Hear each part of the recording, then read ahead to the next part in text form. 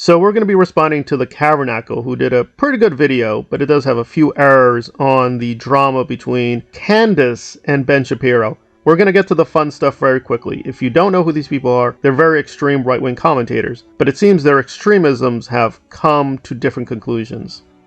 I don't know. Yeah, because it's not, we disagree, or Yeah. I don't think she's correct, or maybe she doesn't know what she's talking about. It's absolutely disgraceful. Yeah, exactly. And so I can't respond to it on a level of intellect because there's nothing that he has expressed in that, at least in that short clip, that he fundamentally disagrees with in terms of what I said. But I will say that I'm not going to respond with the same ad hominem attacks. Yes. I don't think it helps further discussion. And Candace just quoted the Bible, and Ben Shapiro got really crazy and mad.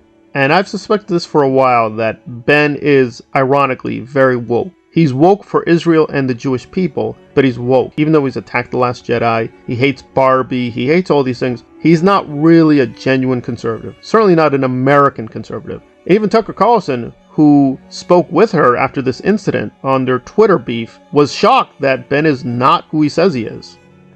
It just was sort of something that he said, and you know what? Ben and I have many disagreements, so I don't think that that's particularly something that's interesting. We disagreed on the COVID vaccine. We disagree on Ukraine and Russia. He has taken virtually every stance that has been the opposite of mine on every issue.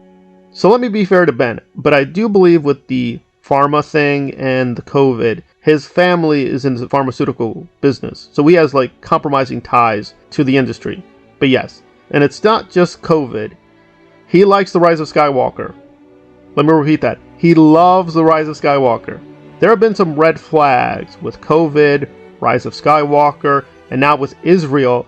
He's not really who he says he is. He's definitely a right-wing radical. He hates the gays, he hates the blacks, he hates the trans, and he finds Candace useful for those positions, right? Because he's very anti-gay, very anti-trans. But he's not who he says he is, and he definitely is not in control. And this, I think, is the most exciting part, is she kind of revealed, really, he's the employee. Really, he's in the minority, even in the Daily Wire.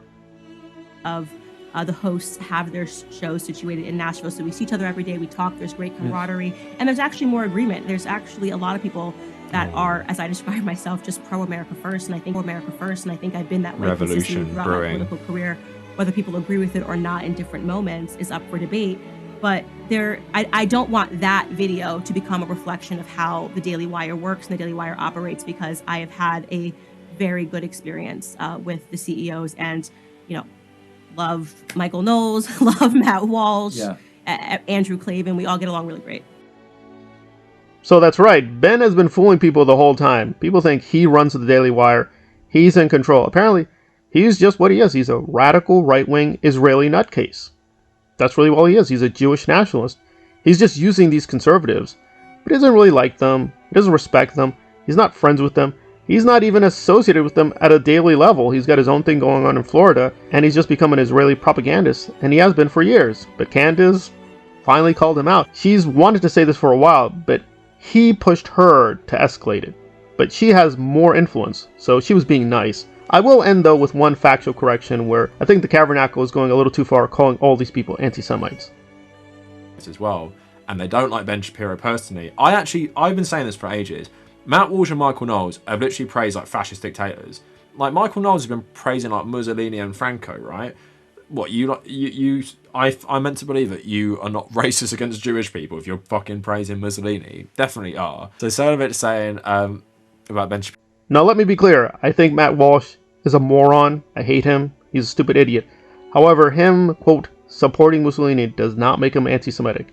Whether you like it or not, the early history of Italian fascism, and it has a long history, the early stages of that movement was not anti-Semitic. In fact, it was pro-Jewish. There were many Jewish people who were Italian fascists, many Jewish members in the Italian Fascist Party. Now, the later history, yes, Mussolini became very racist and very anti-Semitic, but that's the later stages. I think the Kavernacle put together a very good video, but I think he went too far, labeling too many people anti-Semitic. But overall, I don't disagree that this is very telling that there's a major split among these right-wing nutcases, that some of them are what they are. They're pro-American and they're pro-conservative, but they will decide on this Israel issue case-by-case basis. But Ben Shapiro is you either, quote, love the Jewish people or love Israel, or you're his enemy. And apparently, even in the Daily Wire, that is a minority position. Ben Shapiro, and like many people, Netanyahu as well, they are happy to ally with actual anti-Semites and fascists if it helps further the cause of Israel.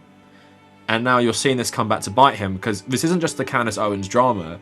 Like, look at all the people piling in here. So Candace Owens, like, I don't know why she wrote this. Can anyone provide